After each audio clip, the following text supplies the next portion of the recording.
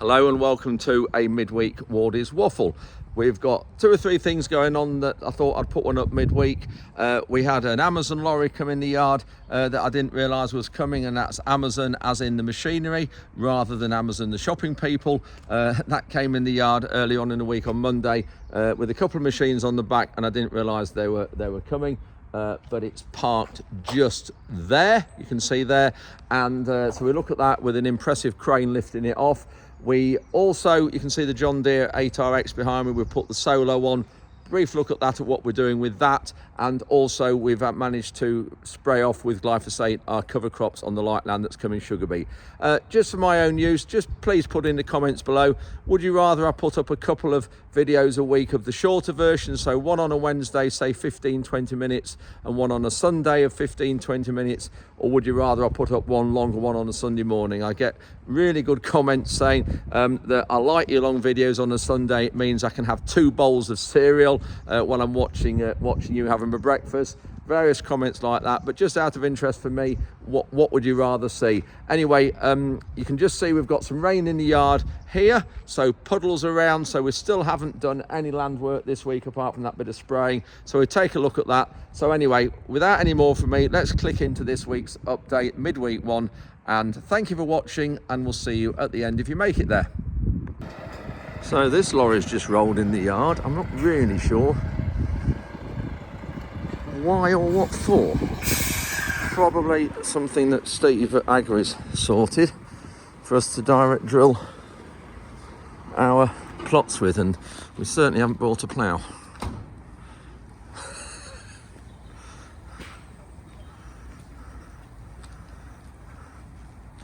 So what we got here then? Looks like is it a maize drill, sugar beet drill? Yeah, maize drill, sugar beet, precision drill. Yeah. Andy's just going to lift it off with a crane. He's got his controls here. And this lift, is it high ab or not? No. Right, and looking at it, so what, 65 tonnes? Yes. At how long? 1 metre. So you're going to lift it off there and pull it there. Moving Tom's taking the straps off for him. Got the stabiliser leg out.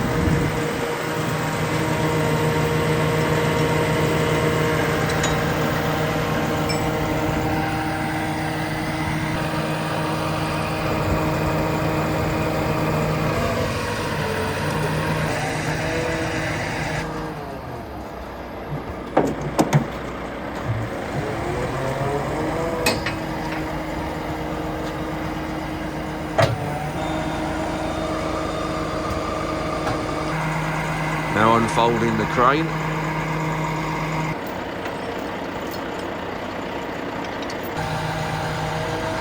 So it's all controlled from here.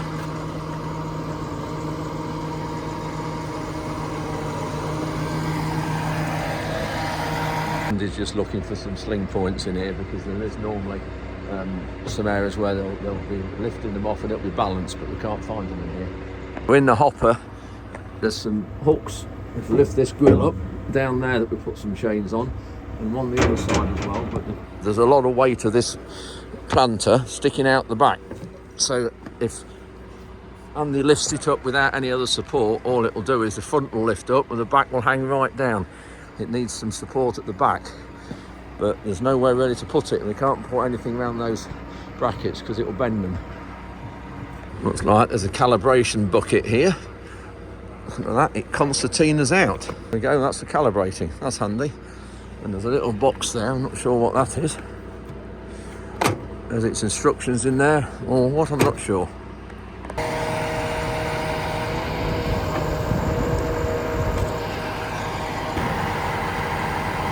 Gradually doing it. We managed to find a lifting point at the back to stabilise the back end. There we are.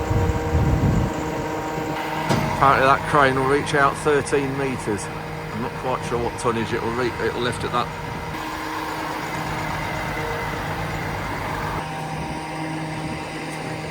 Look at the reach of that.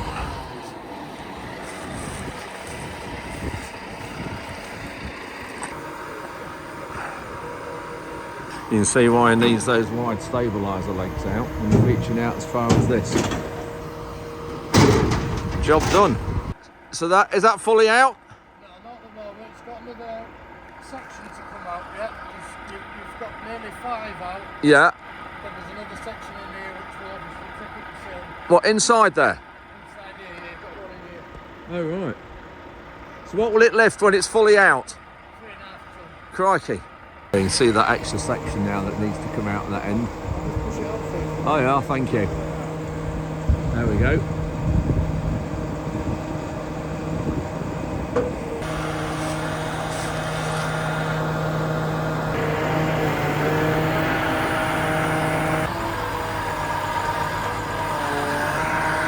And it folds back down for transport. Any idea what it weighs, Andy? What are you full up with lorry and everything empty? This is about 30.5 tons completely empty. Wow. So you've got special licenses and things to move it? Yeah. Yeah. I'm taking the stabiliser legs back up. Folds neatly out the way.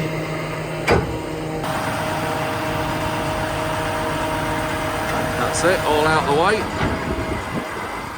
Andy's all packed up, just about to go. He was just saying about the sprayer, about he ought to get us a Amazon Pantera in here, but I just said to him we've swapped this and we've got another one coming. And yeah, looking at this though, I wouldn't believe this is 10 years old. It's in good condition. Ruben looks after it well.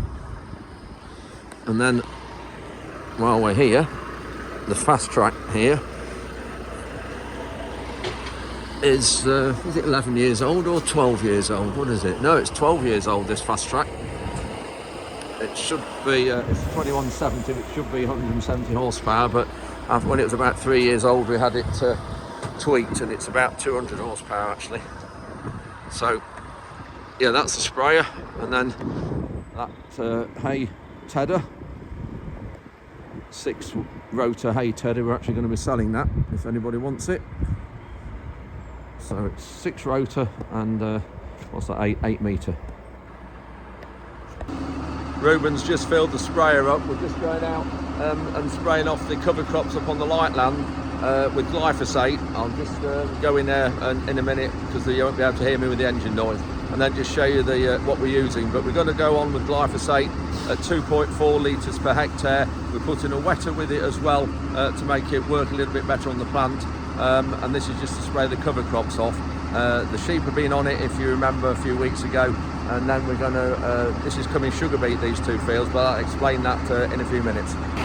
So this is where we've tipped the chemicals in. It's all finished now. This is clean water going in, and you can just regulate what goes in. You've got underneath there, you've got water comes out there, and then you can, with those taps here, you can stop that going round, and it just rinses all the chemical through. That stops that, and then we just control it here, just put a bit of, that's it. And then what we've been using rodeo, get this out in the daylight. So this is a form of glyphosate. There we go, you can see there 360 grams per litre of glyphosate. And you see the warning symbol there. Quite interesting that a lot of people think this is a harmful product, but yes, obviously it's got a warning symbol on it. But that warning symbol, there's Tom just going out to put the solo on. The warning symbol there is the same as you'll find on a tin of fairy liquid that you wash your dishes with, such as this one. So this product's been around, I think 1974, I think this first came out. But safest agrochemical product there is on the market, bar none. And it means we can spray all the things we don't want to survive. We can kill without killing ground nesting birds, otherwise you'd have to do that if you didn't have glyphosate, because you'd have to work the soil, which does a lot of harm when you don't need to work it, when you can spray it overall with this product. So we're just putting this solo on the RX, and Tom's going to be working this light land up at the heath, and also the land that we had sugar beet. Not only last week, it was lifted 2 weeks ago. So we'll go through this machine actually and how it works and the various working components of it. We'll go through it when we've got it working up at the heath. But Tom's also going to put a press on the back here because we need that as well, and it means that we'll only be able to do it one pass, and then we'll be able to drill straight after it. Not the same height now. It's been sat here a few weeks and it's sunk down.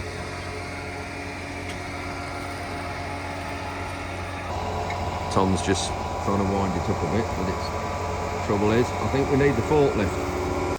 Yeah, we can't get it on. I think probably the thread's gone in the jack, so I'm just nipping back to fetch the Manitou and we'll lift it up with that. That will do it in a few seconds. Just got here with the Manitou.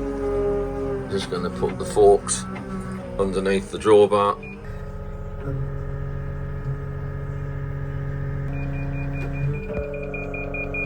That'll do.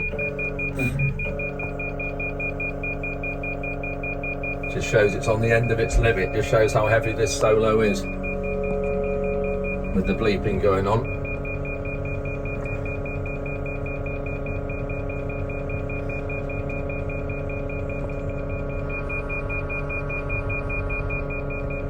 Drawbar pin should drop down on its own. There we go. There we go, that's in. Drop that down. I've got to press the override, which I can't do while I'm videoing. That's it, that's done it. Again, another use for the forklift. If we didn't have that, we'd be stuck. I'm just going to fold it all up. There's soil stuck on it, you can see on the legs there. And then there'll be a lot of this drop off now, otherwise it will drop off on the lane.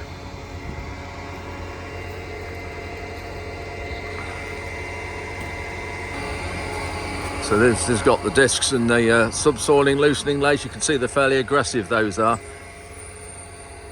And then this is the press. Obviously this consolidates, this goes round. And then another set of discs at the back.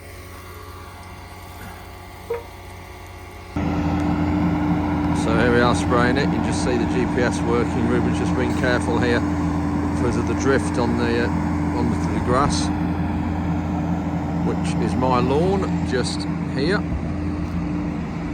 So we're going to come back possibly with the Polaris and do this. It's not too bad actually. I think it's all right. I don't think if we spray it all, I don't think there are any drifts, so we're getting to just finish this off when he finishes the field off.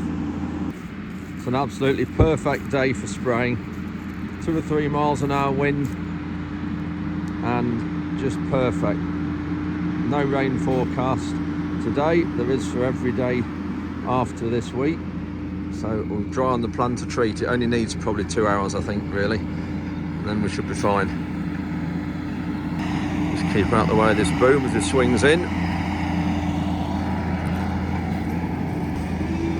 You can see there it come in at a different time, and that's the GPS switching it on, because down the side here you can see this hedge isn't straight here near the house.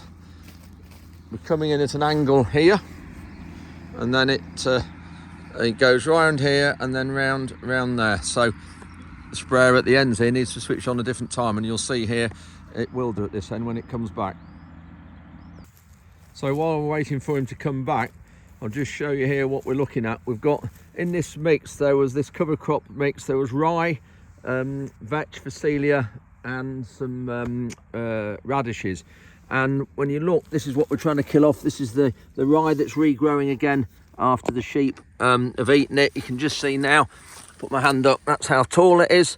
And you could say you put the sheep on it again to take this down, but we need to work this and cultivate it because it's coming sugar beet.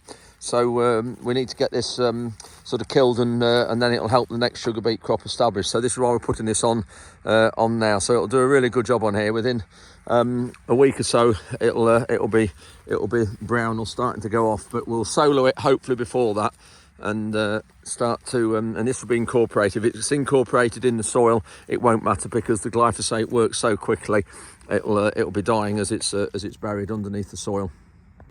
So you can see this outside tram line, as we call them, is this way on level with the hedge that is at the angle to where we're spraying. So this has all been sprayed with 32 metres sprayer. So from the middle of the tram line here, 16 metres out has been sprayed, and you can see there the fantastic coverage we're getting with it. So along here is what's been done somewhere on the line here, and we're coming at this at an angle, and you'll just see the GPS here working a treat and show it off really well. There, it's starting to go off at the far end. There you go. That's not Ruben switching it off, that's the controls and the GPS all doing it. There, it's just got, that means virtually no overlap here, so nothing will have been missed, but minimal overlap as well. Whereas without GPS, you'd have had the whole of that sprayer spraying double in parts of it. Turning in now.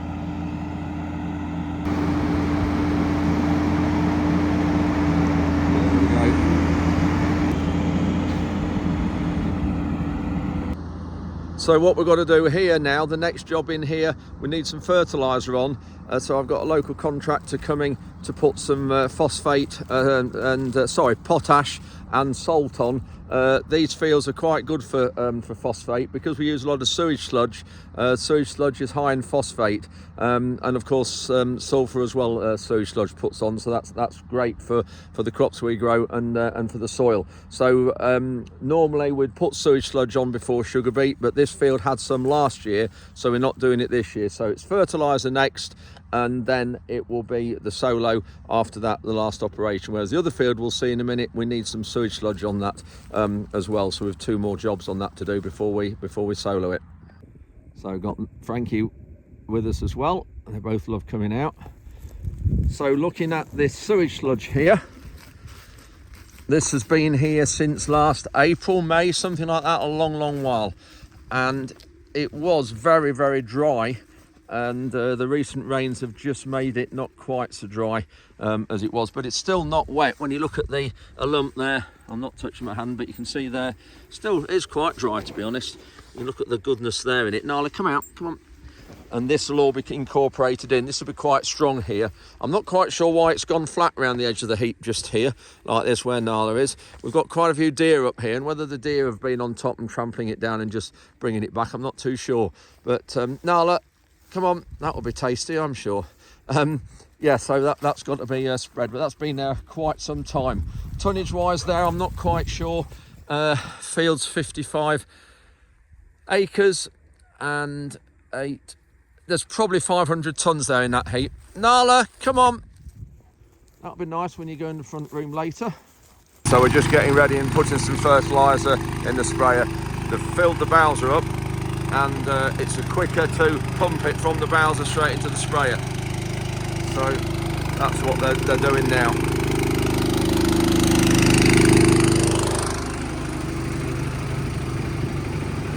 These are the nozzles that we use. So the normal spray nozzles are those, and then the fertiliser comes out these and just dribbles down. You've seen them on previous videos, and they just fasten on at the top here, same as a normal nozzle. If I can get one of these, I can't quite get.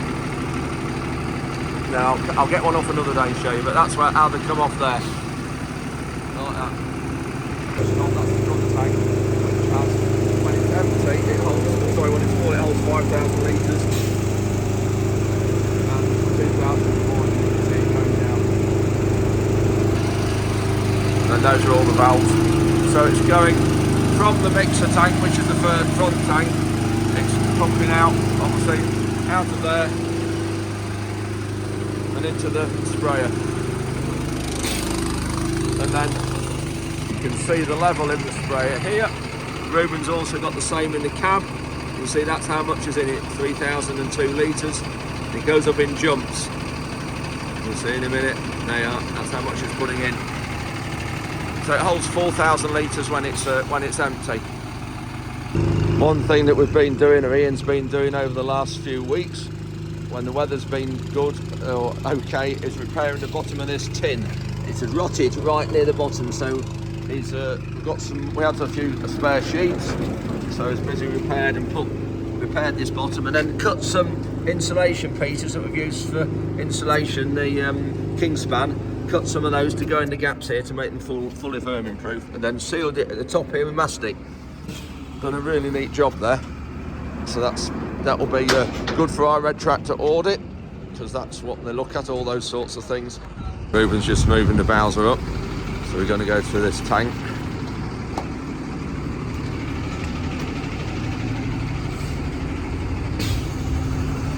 So these are the valves we have on it. Tom's just taking off the coupling, the adapter.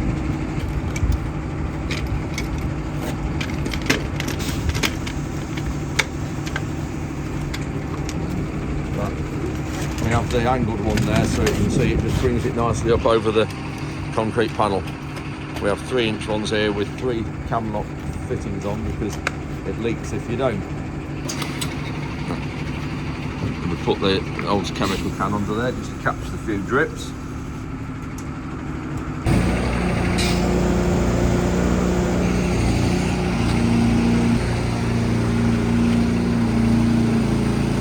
You can tell with the sound of the engine when it grabs hold of it, that's got it now.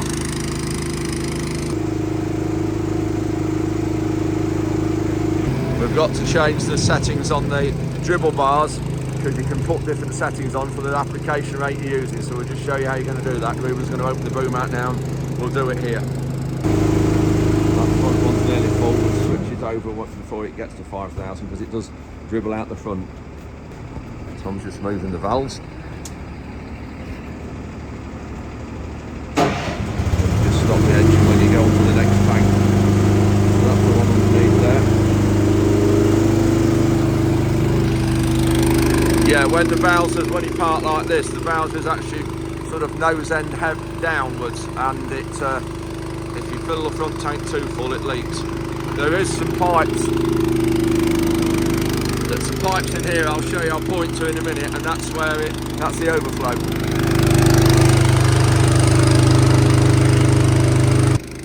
There, that was the overflow of the front tank, and it just runs out underneath if it happens to overflow. There's Ruben just unfolding the booms.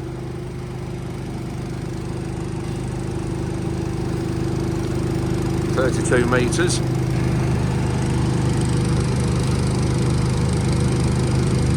So I'll show you now how we change the application rate to these nozzles.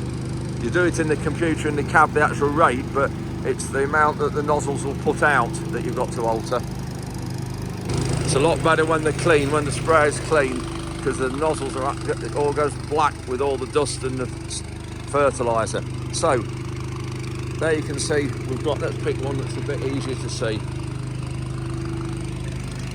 There we go, you can see there, that's on number 2 on there, and you can actually move those. That's number 1, that puts less on, and then if you go the other way, it puts more on, right up to number 6, you can see. So we want to be on number 3 now, so if you just put it at number 3, there, that's it, that just alters that. So all of them want to be at number 3. Some they do stick a bit till you get them loosened off, and you just got to get it just right in the middle there. So that's how they work. And then here are the normal nozzles, and we just change it in the cab. We've just got a switch in the cab where we just change it from one line, from the chemical nozzles through to the others. It's just a case of going into the screen and going on and pressing the button in the screen. You can just see that some of the booms going a bit rusty with the fertiliser, and also the chemical. The paint job wasn't very good on this sprayer when it was new, and it is, as I say, 10 years old. The new one should be coming in the next month or so, but we're not too sure. All of them along here. Tom's working his way from this side.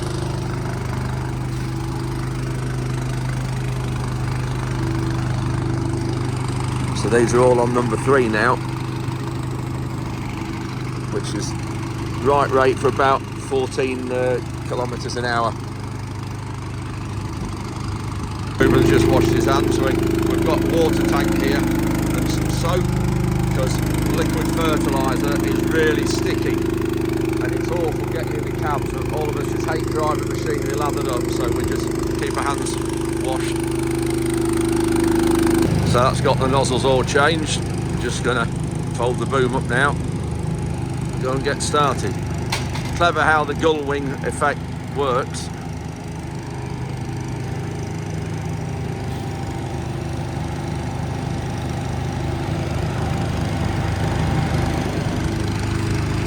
Both sides come in together. We have got different switches in the cab for each side. That's it, and then just lower it down onto the supports.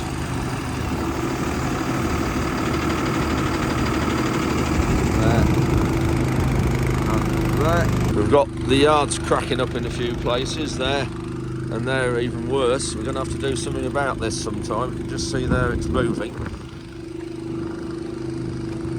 We've got this yard all concreted.